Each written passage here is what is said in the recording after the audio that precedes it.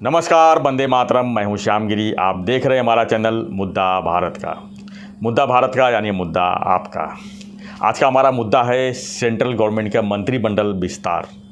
जी हाँ, बहुत जल्दी जो है दिल्ली में जो है मंत्रिमंडल विस्तार देखने को मिल सकता है, यानी कैबिनेट की विस्तार भी हो सकती है। लेकिन इस बीच ऐसी खबर आ रही है कि मोदी जी जो है 8 मंत्री ऐसे हैं जिससे नाराज़ चल रहे हैं। हो सकता है उनको बाहर का रास्ता दिखा जाए, उसे महाराष्ट्र के भी मंत्री हो सकते हैं। इसी पर हम विशेष चर्चा करेंगे हमारे सहयोगी अनिल थत्ते जी से कि और उनसे जानेंगे कि किन किन मंत्रियों का नंबर लग सकता है अंदर और किन किन मंत्रियों का रिटायरमेंट का भी नंबर लग सकता है। सर, आप क्या मानते हैं इस खबर पर? सर, मोदी जी के मंत्रिमंडल का बहुत लंबे देर से इंतजार था, मंत्रिमंडल विस्तार का, क्योंकि 1 ही साल बचा है अब। वो विस्तार हो रहा है बराबर जी। तो अभी उनको ये जो फाइनली होगा, अभी जो होगा वो, तो उसके बारे में जो चर्चाएं हो रही है, उस चर्चा के 2 पहलू हैं। एक पहलू है अंदर कौन आएंगे और दूसरा पहलू है कौन बाहर जाएंगे। तो सर, इसके बारे में मैं थोड़ा लोगों को धक्का देने वाली न्यूज़, हमारे व्यूअर्स को ज़रा धक्का दीजिए। व्यूअर्स को दे रहा हूँ मैं कि मैंने राहुल शेवाड़े के खिलाफ जी लगातार 3-4 वीडियो बनाए और पूरा उसको एक्सपोज कर दिया कि उसका कैसे अफेयर्स चल रहा था, वो कैसे दारू एलिगेशन लगा था, बीबी को मार रहा था, काफ़ी एलिगेशन थी। और ये मेनली ये इसके ही थे, अफेयर के ही थे, रिंकी और बाद में अंकिता। इनके बारे में, अंकिता के बारे में सिर्फ हम बोले। तो उसके बाद सर इतना मैंने ज़ोर शोर से वो मैटर उठाया था कि मुझे ऐसा लगा था कि इसका पॉलिटिकल इफ़ेक्ट होगा और शायद हो सकता है कि उनका नाम केंद्रीय मंत्रिमंडल में कैबिनेट मिनिस्टर करके ऑलमोस्ट तय किया था शिंदे साहब ने। तो शायद ये जो बदनामी हुई, जो सिर्फ मैंने नहीं की, सभी चैनल ने की, सभी चैनल पे था ये, तो हो सकता है उनका नाम अभी कट हो जाएगा। मगर मुझे और एक ऑफ द रिकॉर्ड को ऑन द रिकॉर्ड इनपुट मिली लाना पड़ेगा कि मेरी अभी उनका नाम लूँ नहीं लूँ कोई फ़र्क नहीं पड़ता, क्योंकि आप जान जाते हैं कि मैं किससे बात किया होगा। मैंने किसी ज्येष्ठ, श्रेष्ठ, वरिष्ठ उनसे बात की, नेता की मंत्री अभी और आप मेरे को ज़्यादा ये कर रहे, तो शिंदे गुट के जी। तो उनसे मैंने बोला कि शेवाड़े का तो पॉलिटिकल करियर ही समाप्त हो गया, ऐसा मुझे लगता है। तो बोले कि तुमने जो स्टोरी दी जी वो मैंने पढ़ी और तुमने आधा स्टोरी दिया। कल शेवाड़े प्रेस कॉन्फ्रेंस ले रहा है, उसमें वो ये लड़की जो है और उसकी फैमिली, उसके दाऊद गैंग से कैसे धागे जुड़े हैं उसके बारे में खुलासा करने वाला है। उसके बाद हम मिलेंगे तब चर्चा करेंगे जी कि वो दोषी है या निर्दोष। और मुझे लगता है कि तुमने जिस तरह से उसको कल पेश किया है वो वर्जन ठीक नहीं है। वो जो आज देगा वर्जन कल देगा वो ठीक रहेगा, मतलब वो असली वर्जन है, वो तुमको ध्यान में लेना चाहिए। इतना हमारा दोस्ती है तो शायद मैं भी समझ गया कि शेवाड़े के पक्ष में हूँ, जो भी मेरे मित्र हैं वो।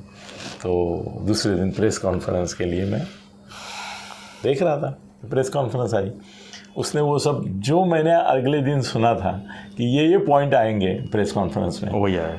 हाँ, वही आए, क्योंकि सर शेवाड़े ने उनसे चर्चा ही की थी कि भाई ये पॉइंट है मेरे, मैं ये बोलने वाला हूँ, बोलूँ कि नहीं, ये बोलूँ कि नहीं, वो तो सब है। तो पूरा जो मैंने वर्जन सुना था कि ये आएंगे पॉइंट, वो सब आ गए। मगर उसके बाद मैंने ये पॉइंट उठाया हमारे मित्र के समक्ष, ये पॉइंट ठीक है, उसने जो बोला वो शायद ठीक है, चलो। मगर मेरा सवाल बाकी है कि अगर वो दाऊद गैंग से जुड़ी हुई है तो 2 साल ये प्यार कैसे चला? 2 साल में कम से कम 1500-1500 फ़ोटो है, डेट्स हैं, पासपोर्ट पे उसकी ये है एंट्री, उसके रहने आने जाने के सब ये सवाल है। चलो मान लिया कि वो दाऊद गैंग की है, मगर वो आज पता चला नहीं। 2 साल लग गया पता चलने में। कैसे मालूम ही होगा तुमको पहले दिन से? अभी तुम एलिगेशन कर रहे हो, वो या तो झूठे हैं या तो आप ये सच नहीं बता रहे कि मुझे मालूम होते हुए मैंने 2 साल उससे संबंध रखे, है कि नहीं? बराबर। अभी इतने लोगों के नाम भी लिए कि इसके साथ उसका साथ, इसका ये अमुक तमुक, तो मैंने मेरा मुद्दा पकड़ के रखा कि भाई इसके बावजूद भी 2 साल तुमने उसके साथ गुजारे तो तुम भी मौका लगाने लायक हो। तुमने उसका मौका लिया 2 साल, अभी मौका लगाना पड़ेगा। ऐसा भी मैंने बोल दिया, शायद आपके यहाँ बोला, नहीं दोनों जगह बोला, आपके दोनों जगह पर मराठी में भी बोला।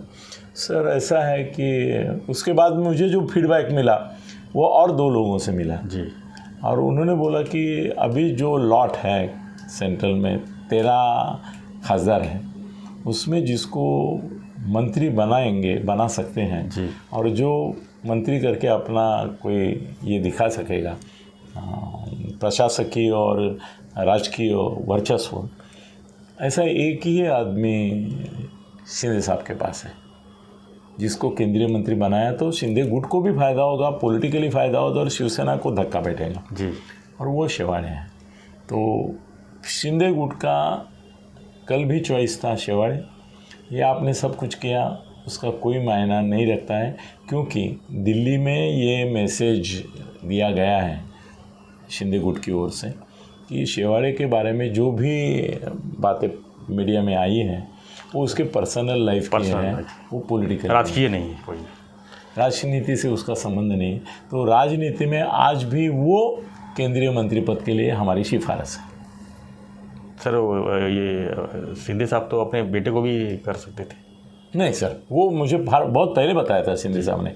जब पहली बार मैंने मेरे वीडियो में जिक्र किया कि भाई श्रीकांत शिंदे केंद्रीय मंत्री हो सकते हैं जी, तो उसके बाद जब हम मिले तब श्रीकांत ने उनको बताया था कि तत्ते साहब ने कल मेरा नाम ले लिया। तो मुझे शिंदे साहब बोले कि अनिल जी, जर मी उद्धव ठाकरेंवर टीका करतो की त्यांनी त्यांच्या मुलाला मंत्री बनवलं, कैबिनेट मंत्री, बरोबर है, और मैं वो टीका विषय करता हूँ, तो कल अगर मैं मेरे बेटे को ही मंत्री बनाऊंगा तो मेरे साथ जो लोग आएंगे वो बोलेंगे फिर उद्धव में और तुम्हारे में क्या फ़र्क है? उद्धव ने अपने बेटे को बनाया यहाँ पे, आपने उधर बना दिया। पहली बार मुख्यमंत्री बनते ही दोनों में सेम हो जाएगा। तो फिर वो बोले किसी भी हालत में श्रीकांत को काम करना है जी। श्रीकांत अभी पूरा कैरियर बाकी है, अभी पूरा ये बना रहा है, ब्लूप्रिंट बना रहा है डेवलपमेंट का, काम कर रहा है और वो काम में मगन है, दिल लगा के काम करता है। तो आप ये आपके इसमें जो आपने डाला है कि वो श्रीकांत होगा, तो मैं आपको अभी बता देता हूँ कि कतई नहीं होगा। श्रीकांत को मंत्री करने का विचार भी मेरे मन में आया नहीं है कभी। बड़ी बात है सर। और ये आप बता दो, ये भी शिंदे साहब मुझे बोले और मैंने बता भी दिया था, शायद मुझे याद नहीं आ रहा है। तो श्रीकांत का तो ये नहीं था सर। दूसरी बात ऐसी होगी कि शिंदे गुट को यहाँ पे महाराष्ट्र मंत्रिमंडल का जो विस्तार होगा, जब होगा, और वो तब तक नहीं होगा दोस्तों जब तक सुप्रीम कोर्ट का डिसीजन नहीं आता। सर वो भूल जाओ आप सब, अब होगा तब होगा तब होगा, छोड़ो, ये मेरी बात लिख के रखो। जब तक सुप्रीम कोर्ट का डिसीजन वो 16 लोगों के बारे में नहीं आता है तब तक मंत्रिमंडल विस्तार होने वाला नहीं है। अब मंत्रियों को बोलना, इच्छुक लोगों को बोलना भी शुरू किया शिंदे साहब ने कि भाई रुको, सुप्रीम कोर्ट का निर्णय नहीं आता है तब तक आप ये कितना भी जल्दबाजी करेंगे हम नहीं करेंगे, आपको जो करना है करो। यहाँ तक आ गया बात। एक ने ज़्यादा मस्ती की तो बोले आपको जो करना है करो और अगर हम जो करना है वो करेंगे तो 3 ऑलरेडी ठाकरे गुट के नोटिस आ गए 3 आमदारों को, तो इनको भी मिलेंगे जी। तो वो बात छोड़ो। अभी ऐसा है कि दिल्ली में मंत्रिमंडल जो विस्तार होता तो दूसरे राज्यों का तो मुझे कुछ पता नहीं है, जो अपने को मालूम नहीं, वो बोलने में मतलब नहीं है। महाराष्ट्र तो महाराष्ट्र से सर दूसरी महिला नेता शिंदे गुट से अगर कोई लायक है दिल्ली में तो है भावना गौड़ी। क्या बात है सर, भावना गौड़ी करीबन 100 शिक्षण संस्थाएं चलाती हैं, उसका बहुत बड़ा कारोबार है। वो कॉरपोरेट लेडी है, वो बुद्धिमान है, होशियार है कर्तव्यगार है, पब्लिक इमेज है उसकी। और सर वो बहुत बड़े बड़े लोगों को परास्त करके चुन के आती है जी। तो भावना गौड़ी जो है उसके बारे में जो भी ईडी फीडी टीडी सब हो गया उससे वो निकल आई है। अभी आज की तारीख में उसके खिलाफ कोर्ट में कोई मैटर पेंडिंग नहीं है, सब विड्रॉ हो गए। विड्रॉ नहीं होते वो, अभी आप विड्रॉ बोलते तो मैं मुसीबत में आ जाता हूँ, वो डेड हो जाते हैं सर। वो विड्रॉ अलग है और डेड होना अलग है, अभी उसकी कोई चर्चा नहीं है जी। और क्लीन चिट तो उसको मिल ही गई है और उसका जो आदमी पकड़ा था 60 करोड़ के साथ वो छूट भी गया है जी। तो भावना गौड़ी और राज्य मंत्री पद के लिए और राहुल शेवाड़े कैबिनेट के लिए ये तो शिंदे गुट के इन वाले हैं। अब बाहर आउट कौन होगा सर? अपना टाइम आजकल आपने मुझे बहुत कॉन्शियस कर दिया है सर। अभी मोदी मंत्रिमंडल में हमारे 8 मंत्री है। इस पे नाराजगी चल रही है? नहीं, मैं पहले 8 मंत्री गिनाता हूँ जी जी, तो बाद में मोदी की बात करता हूँ क्योंकि पहले आपको याद ही मालूम होनी चाहिए। नितिन गडकरी है, नारायण राणे, पीयूष गोयल, राव साहेब दानवे, रामदास आठवले, भारती पवार, कपिल पाटिल और भागवत कराड़, ये 8 मंत्री हैं महाराष्ट्र के सर। मराठी मंत्री है, केंद्रीय मंत्री 8 मंत्री महाराष्ट्र हैं सर। महाराष्ट्र से ये भी तो बहुत आए हैं ना खासदार चुन के, तो ये 8 मंत्री बीजेपी के केंद्रीय मंत्रिमंडल में सर। इसमें कैसे है ना, गडकरी को निकालना, मोदी अभी टीवी पे हम लोग जब चल रहे हैं ना तो वो आ रहा है कि 8 मंत्रियों के ऊपर वो नाराज। हाँ, उसमें से महाराष्ट्र के मंत्री कौन है उतना ही अपना सीमित है विषय। सर 12 मिनट हो गए, 2 मिनट रह गए मेरे लिए। तो गडकरी संघ परिवार का भी सपोर्ट है और सीनियर है, उनको अभी निकालना गलत मैसेज जाएगा तो उनको नहीं निकालना। राणे साहब जो हैं, नारायण राणे साहब, वो अभी आए हैं और उनका कोकण में एक रुतबा है और रिस्पेक्ट है और उनके अच्छे संबंध हैं, वो निकालने शिवसेना के खिलाफ उनको रखना है। हाँ, शिवसेना के खिलाफ लड़ाना है। Piyush Goyal is an most efficient minister, तो उनका नहीं आता है। रामदास आठवले दलित समाज का प्रतिनिधित्व करते हैं तो उनको भी हटाना मुश्किल है। सब भारती पवार आदिवासी समाज से आती है, वो आदिवासी हैं। पवार सरनेम से छोड़ो मत, वो आदिवासी हैं, तो दलित और आदिवासियों को अभी हाथ लगाना ठीक नहीं है। और जो 2 इसके आ रहे हैं वो अलग टाइप के हैं। बीजेपी के 2 जो जाने वाले हैं अंदर महाराष्ट्र से, उसका कंफर्मेशन मिला नहीं है। वो अगर मिलता है 1-2 दिन में तो अच्छे आदमी से तो मैं वो भी आपको इंडिकेट करूंगा कि मैं ये 2 जा रहे हैं। अभी ये रह गए नहीं सर, अभी रह गए राव साहेब दानवे, कपिल पाटिल और भागवत कराड़, 3 रह गए 8 में से। इनमें से सर 2 जाएंगे, तो 2 जाएंगे। अब गैम्बल करें दोस्तों कि 3 जाएंगे, ये बोल दिया नहीं, इसमें से 3 हिट लिस्ट पे। सॉरी सर, थोड़ा गलती किया मित्रों, मैं 3 जाएंगे बोला, 3 नहीं जाएंगे, जाएंगे 2। महाराष्ट्र के 2 मंत्री जाएंगे और उसमें ये 3 में से 2 जाएंगे, दानवे, कपिल पाटिल और भागवत कराड़।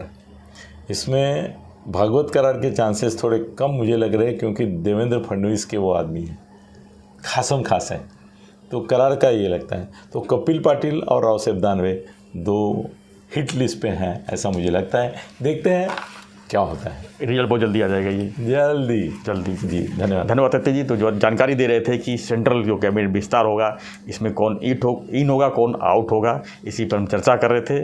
आप क्या मानते हैं? आप भी अपना नाम इसके ऊपर सुझाव दे सकते हैं कि आपको क्या लगता है, कौन इन होगा, कौन आउट होगा? आप कमेंट बॉक्स में लिखिए और देखते रहिए हमारा चैनल मुद्दा भारत का। धन्यवाद। जय हिंद, जय महाराष्ट्र।